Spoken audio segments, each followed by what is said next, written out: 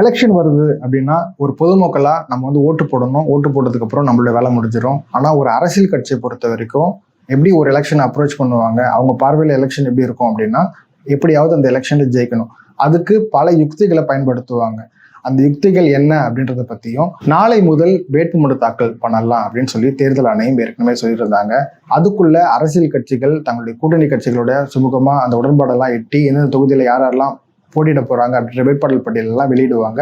அந்த வகையில திமுக தன்னுடைய கூட்டணி கட்சிகளை ஃபைனலைஸ் பண்ணி வேட்பாளர் பட்டியலை வெளியிட்டு எந்தெந்த தொகுதியில யார் போட்டியிட போறாங்கன்ற ஃபைனல் லிஸ்ட் வரைக்கும் கொடுத்துருக்காங்க. ஸோ திமுக கூட்டணி பத்தி இந்த வீடியோல பார்க்கலாம். இது அரசியல் அறிவோம் சீரீஸ் எபிசோட் 2. நான் உங்க வெங்கட்.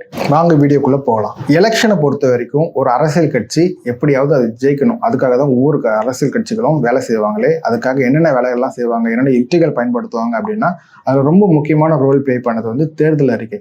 தேர்தல் அறிக்கையில என்னென்ன திட்டங்கள்லாம் நாங்கள் ஆட்சிக்கு வந்தா செய்வோம் அப்படின்ற பல்வேறு திட்டங்களை கொடுப்பாங்க. அதுல முக்கியமா மக்களை வந்து கவர்ற விதமா நிறைய கவர்ச்சி அறிவிப்புகள்லாம் இருக்கும். நான் ஆட்சிக்கு வந்தால் விவசாய கடன் ரத்து பண்ணப்படும், கல்வி கடன் ரத்து பண்ணப்படும், உங்களுக்கு இலவசமா அந்த பொருள் தருவோம், இது தருவோம் அப்படின்னு சொல்லிட்டு கவர்ச்சி அறிக்கைகள் ஒரு பக்கம் இருக்கும். இது போக எலெக்ஷன் கேம்பெயின்ஸ் எல்லாம் பண்ணுவாங்க. உங்க வீட்டுக்கே வந்து நோட்டீஸ் கொடுத்து வாக்கு செலுத்தணும் அப்படின்னு சொல்லி எலெக்ஷன் கேம்பெயின்ஸ் பண்ணுவாங்க. தெருமுனை பிரச்சாரங்கள், மேடை போட்டு தெருமுனையில 2ஆம் கட்ட தலைவர்கள் இல்லைன்னா அந்த கட்சியோட தலைவர்கள் அப்படின்னு உங்க பகுதிகளுக்கே வந்து அவங்க உங்ககிட்ட வாக்கு கேட்பாங்க. இதெல்லாம் அரசியல் கட்சிகள்ல நடக்கக்கூடிய ஒரு சாதாரணமான விஷயம்தான். அடுத்து முக்கியமான ஒரு ரோல் பிளே பண்றது வந்து கூட்டணி. கூட்டணியை பொறுத்த வரைக்கும் அப்படின்னா, ஒரு எக்ஸாம்ல நம்ம வந்து ஜெயிக்கணும் அப்படின்னா ஒரு 100 மார்க் எக்ஸாம்னு வைக்கும். ஒரு 35 மார்க் தான் பாஸ் மார்க். என்கிட்ட 30 மார்க் இருக்கு, ஒரு 5 மார்க் எனக்கு தேவை, வேற யாருன்னா கூட சேர்த்துக்கிட்டோம்னா அந்த 5 மார்க் கிடைக்கும்னா அவங்கள சேர்த்துக்கிறது தான் கூட்டணி அப்படின்றது. எந்த கட்சி கிட்ட வலுவான கூட்டணி இருக்கோ அந்த கூட்டணி வெற்றி பெறும். இதுதான் அரசியலுடைய கணக்கு. அதனாலதான் கூட்டணியில் ரொம்ப நாள் எடுத்து கூட பேசிட்டு இருப்பாங்க. ஒரு 4 கட்டம் 5 கட்டம் கூட்டணி பேச்சுவார்த்தைலாம் போயிட்டு ஃபைனலைஸ் பண்ணுவாங்க. அந்த அளவுக்கு பேச்சுவார்த்தையில வந்து ரொம்ப கவனமா கையாளணும். ஏன்னா வெற்றி பெற்ற ஆட்சி அவங்களுது அப்படின்றதுனால அதுல கூட்டணி விஷயத்துல ரொம்ப கவனமா ஒவ்வொரு கட்சியுமே கையாளுவாங்க. தமிழ்நாட்டை பொறுத்த வரைக்கும் இருதுருவ அரசியல் தான். திமுக இல்லைன்னா அதிமுக, இந்த 2 கட்சிகள் கூட தான் பிற கட்சிகள் கூட்டணி வைப்பாங்க. நான் தேர்ட் ஆல்டர்னேட்டிவ்னு சொல்லி வந்த கட்சிகள் எல்லாம் யாராலையும் பெருசா சாதிக்க முடியல. அதனால திரும்ப அந்த 2 கூட்டணிக்குள்ளதான் மற்ற கட்சிகளும் இருப்பாங்க. இதுல யார் ஸ்ட்ராங்கான அலையன்ஸ் வைக்கிறாங்களோ அவங்க தான் ஜெயிப்பாங்க. இந்த முறை அப்படின்னு பார்த்தோம்னா 2024ல திமுக வந்து ஏற்கனவே 2019 என்ன கூட்டணி வச்சிருந்தாங்களோ அந்த கூட்டணியை வந்து அப்படியே ரீடைன் பண்ணிட்டாங்க. திமுகல ஒரு ஆடட் அட்வான்டேஜா கமலஹாசன் போய் இணைஞ்சிருக்காரு. அவர் போட்டியிடலனாலும் ராஜ்யசபா சீட்டு மட்டும் வாங்கிட்டு பிரச்சாரம் பண்றதா சொல்லியிருக்காரு. ஸோ கிட்டத்தட்ட 2019 ஒரு 3 ஓட்டு வாங்கிறதுனால அது ஒரு ஆடட் அட்வான்டேஜஸா திமுகவுக்கு இருக்கிறதுக்கான வாய்ப்புகள் இருக்கு. அதிமுகவை பொறுத்த வரைக்கும் தேசிய ஜனநாயக கூட்டணி மத்தியில என்டிஏ கூட்டணியில இருந்துச்சு. ஆனா இப்போ பிஜேபியோட ஏற்பட்ட கருத்து வேறுபாடு காரணமா இப்போ தனியா வந்து தனி கூட்டணி அமைக்கிறேன்னு சொன்னாங்க. இதுல வந்து பிஜேபி வந்து லீட் எடுத்திருக்குன்னு சொல்லலாம். தமிழ்நாட்டை பொறுத்த வரைக்கும் பிஜேபி பெருசா ஓட் பெர்சன்டேஜ் இல்லை, நோட்டாக்கு கீழே அப்படின்லாம் நம்ம பேசிட்டு இருந்தோம். ஆனா தேசிய அளவுல பிஜேபி தான் ஒரு வின்னிங் பார்ட்டியா எல்லா போல்ஸ்லயுமே எல்லா கருத்து கணிப்புலையுமே கூட நம்ம பார்க்க முடியுது. 2019 ப்ரொடெக்ஷன்லயும் அதுதான் சொன்னாங்க. இப்போ 2024 ப்ரொடெக்ஷன்லயும் மேக்சிமம் சீட்ஸை வந்து நாங்க ஸ்வைப் பண்ணுவோம். கிட்டத்தட்ட மோடி அவருடைய இன்னைக்கு கூட பேசும்போது சேலம் மாநாட்டில் பேசியிருந்தாரு. 400 சீட்டுகளை வந்து இலக்கா வச்சு அண்ணாமலை கூட பிரச்சாரம் பண்ணிட்டு இருக்காரு. ஸோ அந்த அளவுக்கு தமிழகத்துல வளர்ந்துருச்சா அப்படின்றதெல்லாம் இந்த எலெக்ஷன் தான் அதுக்கு பதில் சொல்ல போகுது.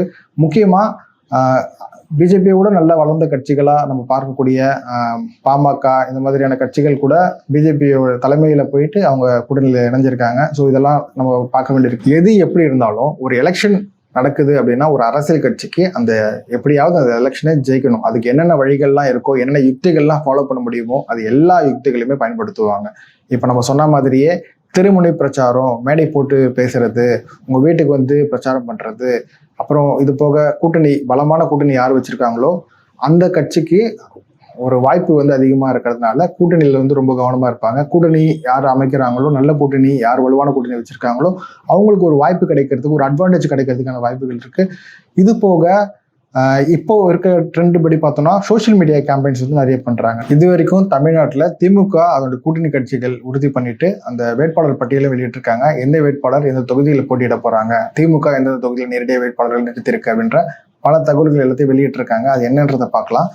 முதல்ல வந்து திமுக 21 பேரை வந்து நேரடியாக களமிறக்குது. 2019 20 பேர் வந்து திமுக சார்பில் போட்டிட்டாங்க உதயசூரியன் சின்னத்தில். இந்த வாட்டி 21 பேர் திமுக சார்பில் போட்டிடுறாங்க. இந்த முறை திமுக அதிகமான வேட்பாளர்களை வந்து வட தமிழகங்களில் நிப்பாட்டிருக்காங்க. எங்கெங்க அப்படின்னா வட சென்னை, தென் சென்னை, மத்திய சென்னை. சென்னை முழுக்க திமுக வேட்பாளர்கள் நிப்பாட்டிருக்காங்க.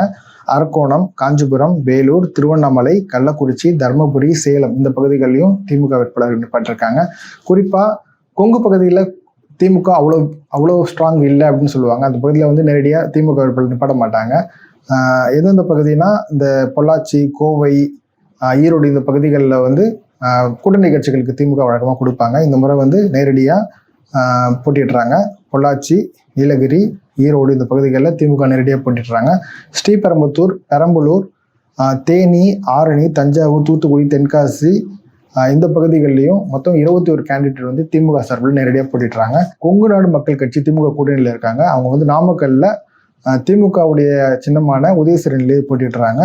காங்கிரஸ்க்கு வந்து வழக்கமாக எப்பவுமே போன டைம் கொடுத்த மாதிரி 9 சீட்டு கேட்டு வாங்கிட்டாங்க. ப்ளஸ் வந்து பாண்டிச்சேரி அதுவும் அவங்க போட்டிடுறாங்க. காங்கிரஸ் வந்து எங்கெங்க போட்டிடுறாங்க அப்படின்னா திருவள்ளூர், கடலூர், மயிலாடுதுறை, சிவகங்கை, திருநெல்வேலி, கிருஷ்ணகிரி, கரூர், விருதுநகர், கன்னியாகுமரி, புதுவை. விடுதலை சிறுத்தைகள் 2 இடங்களில் போட்டிடுறாங்க. மார்க்சிஸ்ட் கம்யூனிஸ்ட் 2 இடம், இந்திய கம்யூனிஸ்ட் கட்சி 2 இடம், மதிமுக 1 இடம், IUML 1 இடத்துல வந்து போட்டிடுறாங்க. மக்கள் நீதி மையத்தை பொறுத்த வரைக்கும் அவங்க போட்டியிடல, ராஜ்யசபா சீட் மட்டும் வாங்கியிருக்காங்க. திமுக பிரச்சாரம் பண்ணுவாங்க. இந்த வீடியோவில் ஒரு அரசியல் கட்சி ஒரு எலெக்ஷனை எப்படி எதிர்கொள்வாங்க, என்ன மாதிரியான யுக்திகள்லாம் பயன்படுத்துவாங்க அப்படின்ற விஷயத்தையும், திமுக அவருடைய கூட்டணி வேட்பாளர்கள் எல்லாருமே ஃபைனலைஸ் பண்ணியிருக்கிறதுனால திமுக கூட்டணியை பற்றி அவங்க எங்கெங்க நிற்கிறாங்க அப்படின்றத பற்றியும் இந்த வீடியோவில் பேசியிருந்தோம். ஒருவேளை நீங்கள் பார்த்துட்டு இருக்க உங்களுக்கு எந்த கட்சி எந்த கூட்டணியோட சேர்ந்தால் நல்லாயிருக்கும், இது பொருந்தா கூட்டணி, இது பொருந்தும் கூட்டணி அப்படின்ற எதனா இருந்துச்சுன்னா கீழே கமெண்ட்ல சொல்லுவாங்க. இந்த அரசியல் அறிவும் இந்த சீரியஸில் உங்களுக்கு பிடிச்சிருந்ததுன்னா இந்த சேனல் சப்ஸ்கிரைப் பண்ணுங்க. இந்த வீடியோ பிடிச்சிருந்ததுன்னா லைக் பண்ணுங்க. ஸோ வேற ஒரு அரசியல் நிகழ்வோட நான் மீண்டும் உங்களை சந்திக்கிறேன். தேங்க்யூ.